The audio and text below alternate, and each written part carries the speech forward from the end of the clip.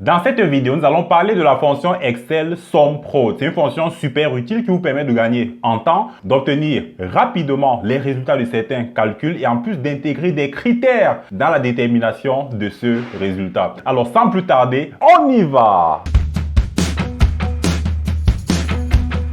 Pour pouvoir illustrer l'utilisation de la fonction SOMPROD, on va prendre l'exemple d'un listing de vente de produits à deux clients, particulièrement aux clients A et B, sur une certaine période. Alors l'idée ici, c'est que habituellement, lorsqu'on veut déterminer la somme du chiffre d'affaires réalisé avec des clients sur une période, on passe par une étape transitoire. Dans un premier temps, on a souvent l'habitude de déterminer pour chaque ligne le produit du prix et de la quantité afin d'obtenir le revenu tel que c'est déterminé ici et à la fin de pouvoir tout simplement utiliser la fonction somme pour sommer cet ensemble d'éléments et obtenir à la fin le chiffre d'affaires. Mais avec la fonction SOMPROD, on peut aboutir au même résultat avec une seule formule. Qu'est-ce qu'on va faire? On va tout simplement introduire SOMPROD qui nous est déjà proposé ici par Excel. On double-clique donc dessus afin que la fonction SOMPROD soit activée. Vous allez voir qu'ici, les différents arguments de la fonction, ce sont les matrices sur lesquelles il faut opérer le calcul. On peut remarquer en même temps que Excel offre une infinité de matrices possibles sur lesquelles on peut réaliser ce calcul. Matrice 1, matrice 2, matrice 3, etc.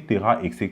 Qu'est-ce qu'on va faire? On va donc indiquer la première plage de cellules comportant la première matrice. Cette première plage de cellules, eh bien, c'est la plage de prix. Ensuite, on va mettre un point virgule et lui indiquer la matrice numéro 2 sur laquelle il va aller piocher les valeurs pour pouvoir effectuer le calcul. Soit dit en passant, lorsqu'on dit somme produit, SOMPROD, c'est une somme de produits. Ce qui signifie que pour la plage que nous avons sélectionnée, il va élément par élément effectuer un produit et sommer les produits à la fin. Ça signifie que pour la première ligne, il prendra le prix que voici 100 multiplié par les quantités 1000. Ensuite, il va ajouter au résultat qu'il aura obtenu sur la deuxième ligne, il prendra les 100, n'est-ce pas, le prix qui est de 100 francs, multiplié par les quantités 800, ainsi de suite, ainsi de suite. Et puis à la fin, on aura donc le résultat de notre fonction SOMPROD. On ferme donc les parenthèses et on valide. On constate assez rapidement que nous avons exactement le même résultat que celui que nous avions déterminé à partir de la formule somme, une fois que nous avions déjà le produit du prix par les quantités pour chaque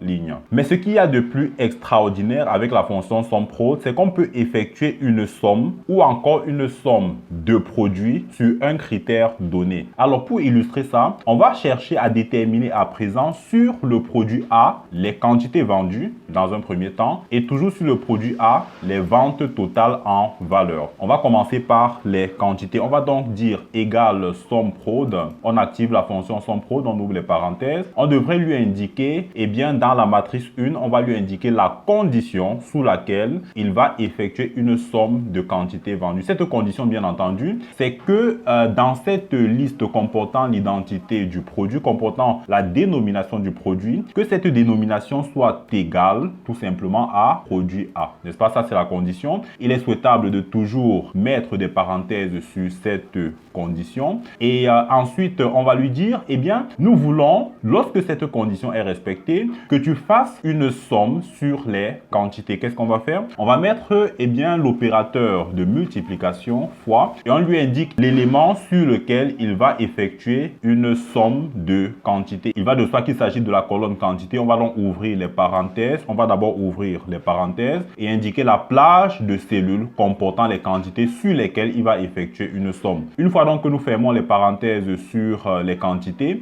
on ferme la parenthèse et bien de la fonction SOMPROD. Ensuite, nous avons donc le résultat, les quantités vendues pour le produit A, c'est bel et bien 2240. On peut vérifier cela en allant faire une somme manuelle sur les lignes comportant le produit A et on peut vérifier qu'effectivement nous avons une somme des quantités vendues qui est de 2240. À présent, on va non plus déterminer les quantités vendues mais plutôt les ventes totales en valeur. Alors on peut déjà se servir de ce que nous avions déterminé par ailleurs ici sur les quantités, n'est-ce pas, pour aller rapidement. On va donc se servir de cette formule que nous avions déjà utilisée ici pour aller rapidement. Ensuite, on va devoir indiquer la deuxième matrice sur laquelle il va effectuer un produit et ensuite une somme afin qu'on puisse avoir nos ventes totales. Donc jusqu'ici, nous sommes sur la matrice numéro 1 où nous avons indiqué la condition, à savoir que on veut effectuer, n'est-ce pas, une somme sur le produit A. Ensuite, on a indiqué ici la plage de quantité. Ensuite, nous allons mettre point virgule pour lui indiquer la deuxième matrice sur laquelle il va donc effectuer notre opération. Il s'agit bien sûr de la matrice de prix, n'est-ce pas? Ensuite,